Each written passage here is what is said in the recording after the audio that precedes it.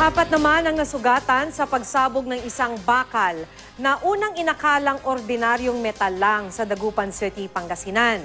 Isa pala itong artillery ammunition. Makibalita tayo kay CJ Turida. Bakas pa ang dugo sa kusinang ito sa Sitio Patalan, Barangay Lasip Grande sa Dagupan City matapos ang nangyaring pagsabog. Apat na tao ang sugatan at nagpapagaling sa pagamutan, kabilang ang lola na si Zenaida Shapno. Bayaw nito na si Amado Shapno at mga apo na sina Maria Luisa at Rizalinda Shapno. Initial na investigation, nagluluto umano ito si Mrs. Zenaida Shapno at ginamit niyang pang-stabilize yung isang bagay, metallic object doon sa kanyang niluluto.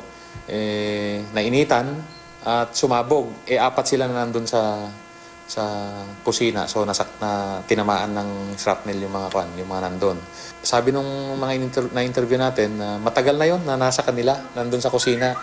At ginamit ng pang-stabilize nung niluluto. Ayon sa pulisya, isang kinakalawang na metal ang ipinatong ni Lola Zenaida sa kanilang kalan bilang pambalanse.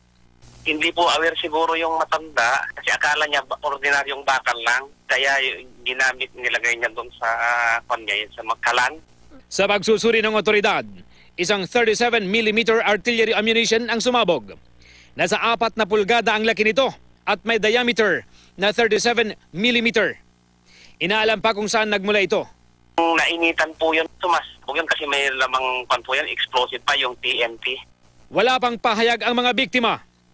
Muli namang nagpapaalala ang otoridad sa publiko na maging mapanuri sa mga bakal na mapupulot dahil baka bomba ang mga ito. CJ Torida, Nagbabalita, Pilipinas!